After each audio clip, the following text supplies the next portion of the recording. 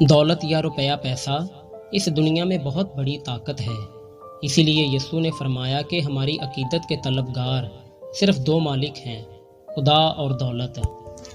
खुदा यीशु फरमाते हैं, कोई नौकर दो मालिकों की खिदमत नहीं कर सकता, क्योंकि या तो एक से अदावत रखेगा और दूसरे से मोहब्बत, या एक से मिला रहेगा और दूसरे को नाचीज जानेगा। तुम खुदा और दौलत दोनों की खिदमत नहीं कर सकते। दुनिया दौलत की कुव्वत पर यकीन रखती और कहती है पैसा कुछ भी कर सकता है। ताहम ईमानदार होने की हैसियत से हम कहते हैं कि खुदा कुछ भी कर सकता है। लेकिन ज़्यादातर मामलात में सच्चे और ज़िंदा खुदा पर ईमान रखने वालों की निस्बत गैर ईमानदार अपने देवता यानी दौलत पर ज़्यादा ईमान रखते हैं। चूँकि हम रोज़मर्रा ज़िंदगी में माली मामलात निपटाते हैं, इसलिए हमें इस पहलू में भी फतह पाने की ज़रूरत है। दुनिया का भरोसा है कि दौलत हैरत अंगेज़ काम कर सकती है। हमारा इसके मुतालिक क्या ख्याल है? क्या हमारा खुदा दौलत से ज़्यादा हैरत अंगेज़ काम नहीं कर सकता? लेकिन अगर हम ईमान ना रखें तो खुदा हमारी खातिर काम नहीं कर सकता। यीशु ने फरमाया कि दुनिया में दो हस्तियां ऐसी हैं जिनके लिए कुछ भी नामुमकिन नहीं। एक हस्ती खुदा है और दूसरी वो जो खुदा पर ईमान रखता है। खुदा और ईमान रखने वाले शख्स के लिए कुछ भी नामुमकिन नहीं। ये एक ख्याली बात लगती है, लेकिन ईमान की कुव्वत ऐसी है जो हमें कादिर मुतलिक खुदा की कुव्वत से जोड़ देती है। ऐसे ईमान के साथ हम अपने इर्द गिर्द रहने वाले लोगों पर जाहिर करते हैं कि हमारा खुदा दौलत से कहीं बड़ा है।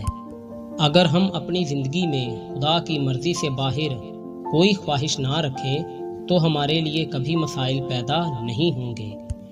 हम दौलत पर नहीं बल्कि खुदा पर ईमान रखते हैं। अगर आप खुदा की बादशाही के असूलों के मुताबिक अपना घर चलाएं तो आपके पास अपनी ज़रूरियात के लिए हमेशा काफ़ी पैसे होंगे। हो सकता है आप कभी भी दौलतमंद ना बने, लेकिन आपको यकीनन भीख मांगनी नहीं पड़े। ज़बूर की किताब में दाऊद फरमाते हैं, मैं जवान था और अब बूढ़ा हूँ, तो भी मैंने सादिक को बेकस और उसकी औलाद को टुकड़े मांगते नहीं देखा। फिर खुदावंद यीशु मत्ती की अंजील में फरमाते हैं, बल्कि तुम पहले उसकी बादशाही और उसकी रास्तबाजी की तलाश करो तो ये सब चीज़ें भी तुमको मिल जाएंगी। अगर हमारी अगराज और दिलचस्पियाँ खुदावन की मर्ज़ी के मुताबिक हों तो हमें कोई मुश्किल पेश नहीं आएगी।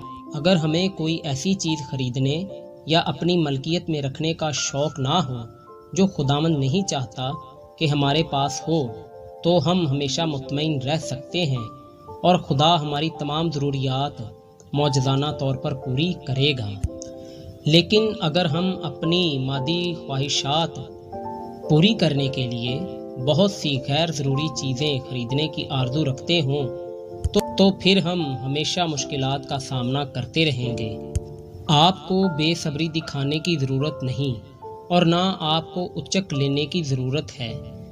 आप आराम से अपनी कामयाबी के लिए मौजू वक्त का इंतज़ार कर सकते हैं। खुदावन आप सबको बरकत बख्शे। आमीन।